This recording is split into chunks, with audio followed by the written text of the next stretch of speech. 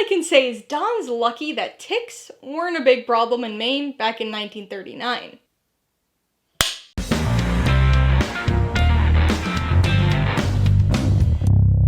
Hey everybody, welcome to Mainly Movies. Today I'm going to be talking about the 2024 family survival drama Lost on a Mountain in Maine, which will be released in theaters on November 1st. If you're new here, please consider subscribing for a variety of movie-related content, like reviews, rank lists, and trailer reactions. All my reviews include a breakdown of the pros and cons, my rating, and some tailored film recommendations, so be sure to watch through to the end of this video for all of that extra content. Lost on a Mountain in Maine stars Luke David Blumm, Paul Sparks, and FitzGerald, and was directed by Andrew Kightlinger. Based on the book of the same name, it tells the true story of Don Fendler, a 12-year-old boy who found himself lost on Mount Katahdin in July of 1939. This is bound to be a movie that's a bit regionally divisive. Even now at the start of this review, I guarantee you're in one of two camps. You either know exactly what this story is, or you've never heard of it in your life.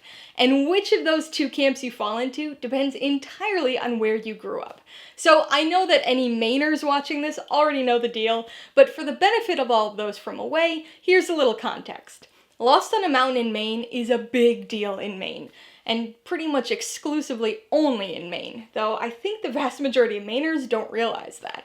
But this book, and the true story of Don Fendler's ordeal on Mount Katahdin, is something that's deeply embedded in the Maine psyche.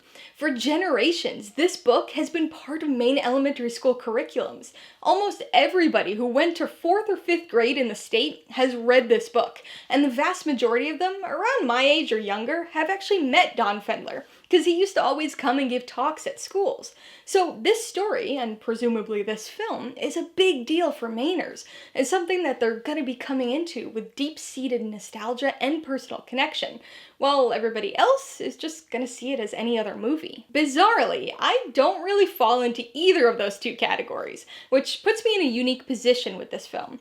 I live in Maine, hence Mainly Movies, and I've been here for almost 20 years now, but I didn't grow up in Maine. I'm from away, and only moved here when I started undergrad, so I never read this book as a kid. Don Fendler never came to my 4th grade classroom. In fact, I had never heard of this story until the film was premiering at MIFF this summer, and I had never read the book until a couple days ago.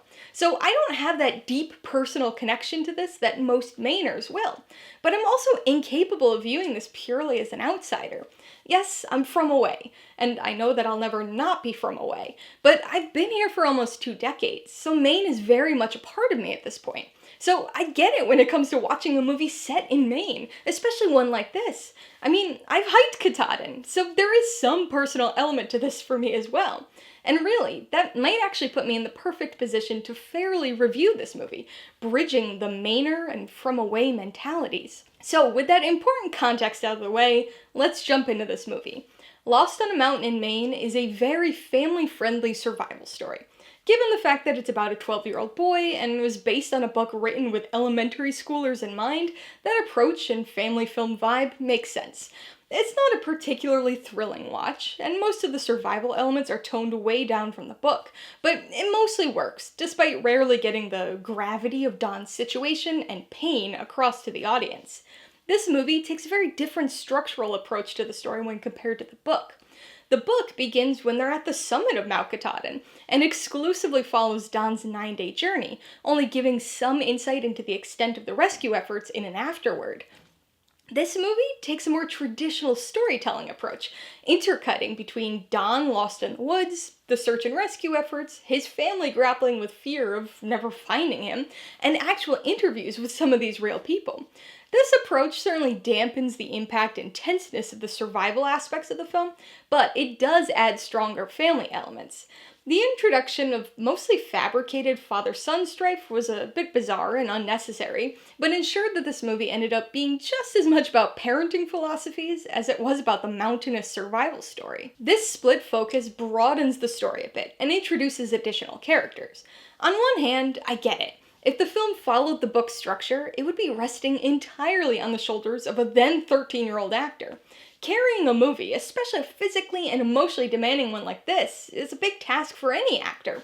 So I understand the decision to divide up the load a bit, but I think Luke David Blumm could have handled it. He gives a strong performance here. There's some cheesiness to the family scenes, though that emanates from all of the actors involved, but when he's alone on that mountain, he really shines. It becomes less about dialogue and more about body language and the look in his eyes. The other performances are fine as well. Caitlin FitzGerald as Ruth Fendler, Don's mother, is certainly the best of these, and much more understated than Paul Sparks as Don's father. The family storyline that gets added here will certainly impact some people, but it did introduce a certain corny element to the story that isn't present in the book. In fact, that's a feeling that pervades nearly every aspect of this film. Obviously, this isn't a large studio production, and it was no doubt made on a fairly low budget, but it's got a very cheesy, distinctly made-for-TV quality to it. Many of the family moments are corny. The artsy attempts at Don's hallucinations are over-embellished, and the digitally over-cranked motion blur shots are excessive and cheap-looking. But at least there's some nice nature photography in there. It's just too bad it wasn't actually filmed in Maine. I get it, New York tax incentives and everything, but still, for a story so deeply rooted in Maine, it honestly feels like a disservice not to film it here. This movie is, surprisingly, getting a nationwide theatrical release. I'm not sure this film will make much of a splash with people from away, but Mainers are going to flock to see it, and I think their opinions are going to be very mixed. There will certainly be a sense of excitement and nostalgically fueled pride for this Maine tale being put out there on such a big stage, but I do think many will be underwhelmed by the quality and the significant liberties taken with the story. Mainers are a tough crowd to please sometimes, and an even tougher crowd to impress, so we'll see if nostalgia alone is enough to do it for this film. Alright, let's talk about the pros and cons. The biggest pro is definitely the performances. Unlike the book, in which Don is basically the only character, this film gives us plenty of time with not only him, but also his family, both prior to the fated hike and during the search and rescue efforts. The family focus of the movie devotes quite a bit of runtime to his parents, and although there's more than a little cheesiness there, both Paul Sparks and Caitlin FitzGerald give solid performances. The real star of the show here, though, as one would expect, is Luke David Blumm as Don Fendler. He spends a lot of time in this movie alone, so rather than propelling the story forward with dialogue and interactions, he has to frequently drive things with body language and his eyes. On the con side, the biggest issue was the downplayed survival story. Now, this is something that's a little hard to explain if you haven't read the book, because you'll probably think, he's lost in the woods. There's tons of survival stuff here. But this movie adds a lot of family drama and out-of-the-woods scenes. That gets at the parental stuff just fine, but takes away from the impact of Don's ordeal. To be fair, in the book, he does do a lot of crying and berry eating, so that might not be the most cinematic thing, but there are big portions of his trek that are just inexplicably missing here. Nearly all of his wildlife encounters are gone, he never gets the blanket or gunny sack, his feet aren't a constant source of pain to him, and he comes out of those woods without a single visible bug bite. I don't know about you, but if I grew up with this book, that treacherous wilderness adventure would be what I loved about it. So seeing so much of the runtime go to completely fabricated family drama? Underwhelming to say the least. The second con is the digital overcranking. Admittedly, this is a much smaller issue and might even go unnoticed by many people, but whoo boy was it distracting to me. So overcranking is an older film technique that was used to essentially create slow motion by changing the frame rate, but usually this physical process resulted in kind of a motion blur effect. Slow motion is typically much sharper with today's technology, but occasionally filmmakers will still use or simulate this older process when they're trying to convey a character's confusion, especially if there's something altering their perception. So, for instance, we'll often see something like this with point-of-view shots of a drunk or drugged character. This movie heavily relies on a digitally simulated version of this technique during Don's first night on the mountain, and it gets excessive. One or two shots maybe, but I couldn't help but roll my eyes at the frequency here. And combined with some unconvincing digital weather effects, it definitely added to the cheap-looking, made-for-TV quality of the film. Before I give you my rating and recommendations, I want to remind you that if you're interested in buying Lost on the Mountain in Maine, or any of the other films I mentioned today, I do have affiliate links for all of them in the description below.